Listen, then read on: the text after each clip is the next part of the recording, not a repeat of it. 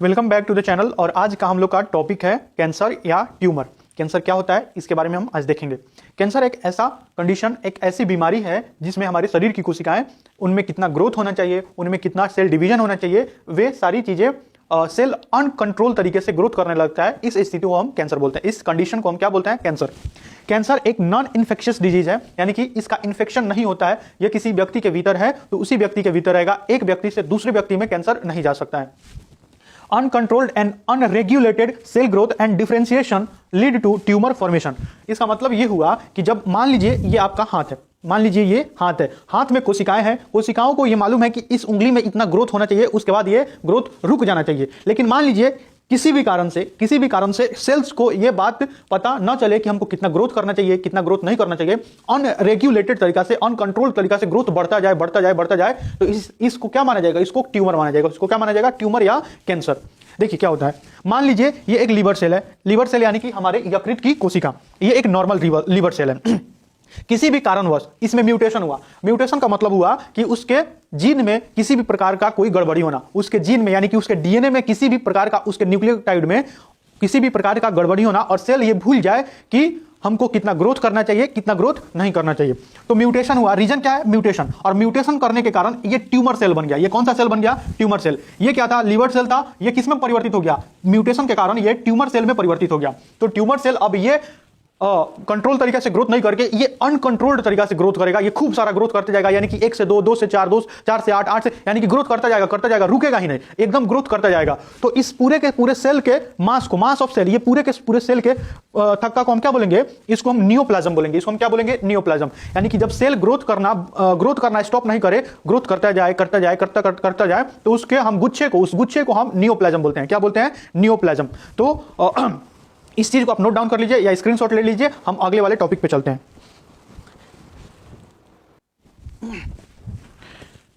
देखिए अब हम देखेंगे ट्यूमर का कितने टाइप्स होते हैं। ट्यूमर कितने टाइप्स का होता है, यानी कि कैंसर कितने टाइप्स का होता है।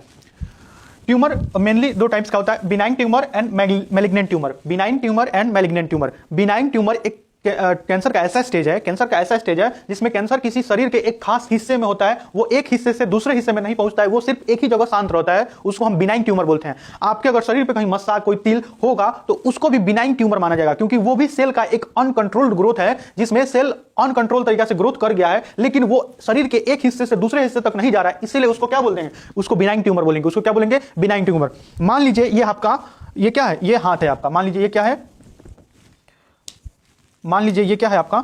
ये है आपका हाथ, ये है उंगली। ये क्या है? उंगलियां हैं, ठीक है। और मान लीजिए आपको यहां पे एक छोटा सा मस्सा के रूप में यहां पे मस्सा है, ठीक है, यहां पे मस्सा। लेकिन ध्यान देने लायक बात यह है कि ये एक ही जगह है, ये ब्लड के साथ मिलकर कहीं आ जा नहीं रहा है, यानी कि इसकी कोशिकाएं एक ही जगह पर, अपनी जगह पर ही हैं।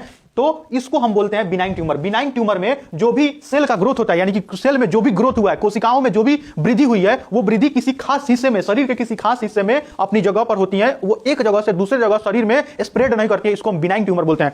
वो क्यों नहीं करती है? क्योंकि उनके ऊपर एक कनेक्टिव टिश्यू की एक लेयर होती है। कनेक्टिव टिश्यू की क्या होती है? एक लेयर। ये देखिए, ये कनेक्टिव टिश्यू की एक लेयर है। कनेक्टिव टिश्यू यानी कि शरीर में बहुत सारे प्रकार की टिश्यू होती हैं, उनमें से एक कनेक्टिव टिश्यू का अर्थ हुआ कि जो एक टिश्यू को दूसरे टिश्यू से कनेक्ट करने का काम करती है, उसको हम कनेक्टिव टिश्यू बोलते हैं। आप अभी के लिए इतना ही समझ लीजिए। तो बिनाइन ट्यूमर एक ऐसा ट्यूमर है जो शरीर के किसी खास हिस्से में होता है, वो एक जगह से दूसरे जगह पर नहीं पहुंचता है। इसको हम क्या बोलेंगे? Benign tumour. लेकिन ध्यान देने लायक बात यह है कि मैलिग्नेंट ट्यूमर में ऐसा नहीं होता है। मान लीजिए कि अभी उसी कंडीशन को हम दोबारा बनाते हैं। मान लीजिए ये हाथ है। मान लीजिए क्या है? ये हाथ है। मान लीजिए ये क्या है? हाथ। हाँ, ठीक है। मान लीजिए क्या है? हाथ। और यहां पे एक ट्यूमर का फॉर्मेशन हुआ है। यहां पे क्या हुआ है? एक ट्यूमर का फॉर्मेशन हुआ है। यहां पे एक ट्यूमर का फॉर्मेशन हुआ है। यहां पे एक छोटा सा ट्यूमर का फॉर्मेशन हुआ है। लेकिन ध्यान देने लायक बात यह है कि ये जो ट्यूमर है, इसने अपने कनेक्टिव टिश्यू के शीथ को फाड़ दिया है, कनेक्टिव टिश्यू को तोड़ दिया है। किसको तोड़ दिया है? कनेक्टिव टिश्यू के ऊपर वाले लेयर को तोड़ दिया है। और अंदर ये किसमें चलना शुरू कर दिया है? ये ब्लड में आना शुरू कर दिया है। ये किसमें आना शुरू कर दिया है? ये ब्लड में। ये हमारा ब्लड है और उसमें ये जाना शुरू कर दिया है। तो इसमें से ये कहां जा रहा है? ब्लड में। और ब्लड क्योंकि हमारे शरीर की सभी कोशिकाओं तक, सभी एक एक टिश्यू तक जाती है, ब्लड किस में जाती है? सभी चीजों में जाती है। तो ये हमारे शरीर में एक जगह से दूसरे जगह फैल जाएगा। जहां जहां ये जाएगा वहां वहां ये ट्यूमर करा देगा, यानी कि वहां वहां ये क्या करा देगा? कैंसर करा देगा। तो हम इसको बोलते हैं मेलिग्नेंट ट्यूमर। मेलिग्नेंट ट्यूमर क्या बोलते हैं इसको? Malignant tumour. और मेलिग्नेंट ट्यूमर को एक जगह से दूसरे जगह तक फैलने को मेटास्टेसिस बोलते हैं। मेटास्टेसिस। तो मेलिग्नेंट ट्यूमर फैलने वाला ट्यूमर होता है, लेकिन बिनाइन ट्यूमर एक शांत ट्यूमर होता है, वो अपनी जगह पर होता है। तो अभी इतना नोट डाउन कर लीजिए, ठीक है। तो चलिए अब हम देखेंगे कि कैंसर का क्या क्या कॉज हो सकता है, कैंसर हमें क्यों हो सकता है, कैंसर हमें क्यों हो सकता है। हम ये देखेंगे कि कैंसर किन किन चीजों से हो सकता है। तो first, large dose of radiation. Radiation का हम पर अगर लार्ज डोज हो जाए तो अगर हम हमारा एक्सपोजर, हमारे स्किन का, हमारे बॉडी का exposure large amount of radiation से हो जाए तो हो सकता है हमको कैंसर हो जाए। जैसे एक्सरे का रेडिएशन, आप अगर डॉक्टर के पास जाएं और बार बार आप एक्सरे करा रहे हैं तो डॉक्टर आपको बोलेगा कि एक्सरे बार बार इतना फ्रीक्वेंटली मत कराइए, क्योंकि इससे क्या हो सकता है? इससे आपको कैंसर होने का खतरा बढ़ सकता है। यानी कि एक्सरे क्या है? एक्सरे एक रेडिएशन है, और इस रेडिएशन के कारण हमारे जीन में म्यूटेशन हो सकता है और उसके कारण हमको कैंसर हो सकता है। यानी कि रेडिएशन भी कैंसर का क्या है? कॉज है। रेडिएशन कैंसर का कॉज है। X ray, gamma ray, UV radiation हमारे स्किन पर पड़ता भी है। कब पड़ता है? जब हम सनलाइट के नीचे होते हैं, यानी कि सूर्य के प्रकाश के सामने होते हैं, और सूर्य के प्रकाश में क्या होता है? यूवी रेज भी होती हैं। तो जिसके कारण अगर हमारे शरीर पर लार्ज अमाउंट ऑफ रेडिएशन का असर हो तो हमको कैंसर हो सकता है। लेकिन हम जितने अमाउंट में सूर्य का प्रकाश ले रहे हैं वो सही है, उस अमाउंट से कैंसर नहीं होता है, ठीक है। अब हम देखेंगे exposure to carcinogen. Exposure to carcinogens. Carcinogens का मतलब वैसे सब्सटेंस, वैसे मटेरियल्स, वैसे पदार्थ जो हमारे शरीर में कैंसर करा सकते हैं। वैसे पदार्थ जो हमारे शरीर में कैंसर करा सकते हैं, जैसे निकोटीन, जो किसमें पाया जाता है? निकोटीन सिगरेट में पाया जाता है। तो निकोटीन से भी कैंसर होता है। जैसे क्या? निकोटीन। कार्सिनोजेंस उनको बोलते हैं जिनसे कैंसर होता है, जिनसे कैंसर होता है। Substance which is responsible for creating tumour in our body. तो आप देखे होंगे कि सिगरेट का जो डिब्बा होता है उस पर साफ साफ लिखा हुआ होता है कि इसको पीने से कैंसर होता है, ट्यूमर होता है, ठीक है। अब हम देखेंगे ऑन्को वायरस। ऑन्को का मतलब कैंसर, वैसे वायरस जो कैंसर करा सकते हैं। उनका बीमारी कुछ और भी है, जैसे हेपेटाइटिस बी।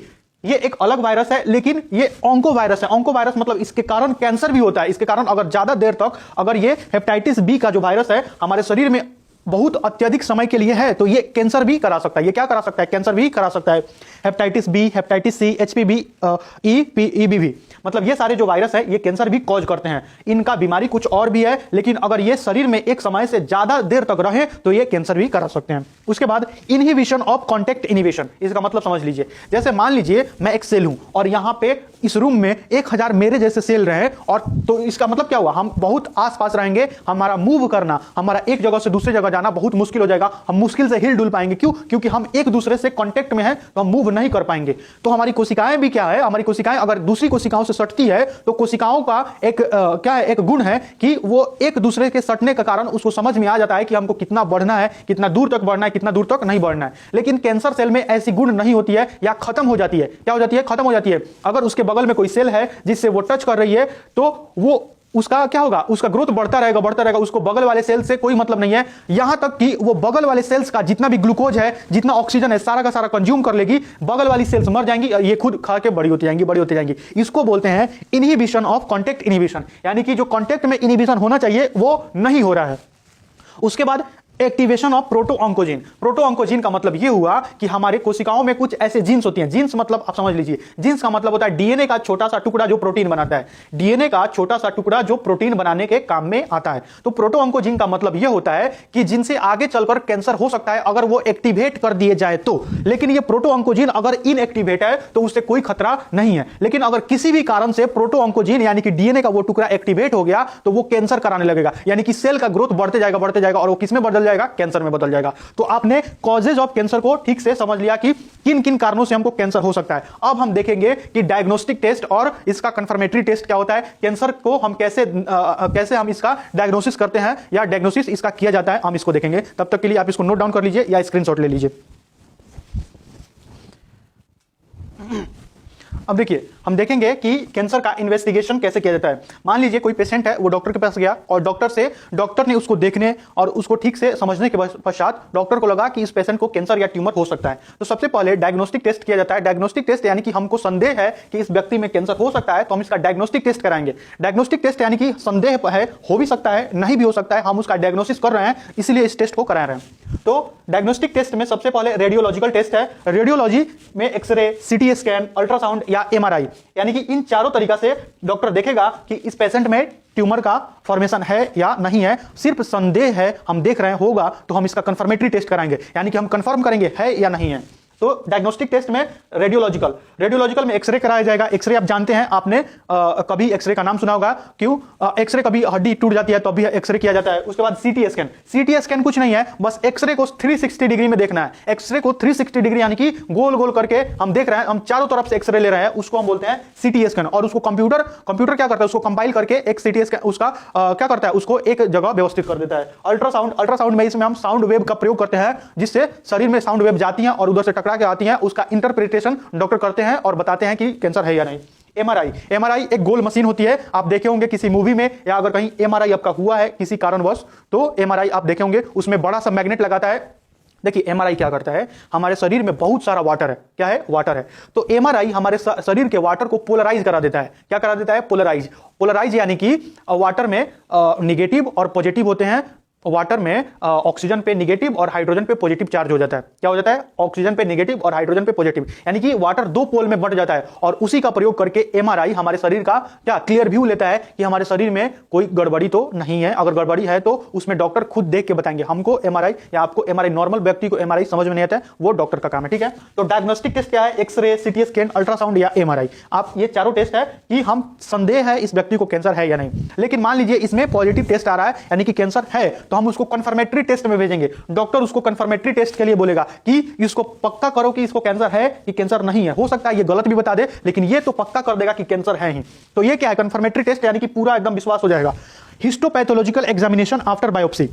देखिए इसमें क्या किया जाता है, मान लीजिए ये मेरा हाथ है और हाथ पे इतना बड़ा क्या सेल का मास ऑफ सेल निकल के आ गया, इतना बड़ा, ठीक है।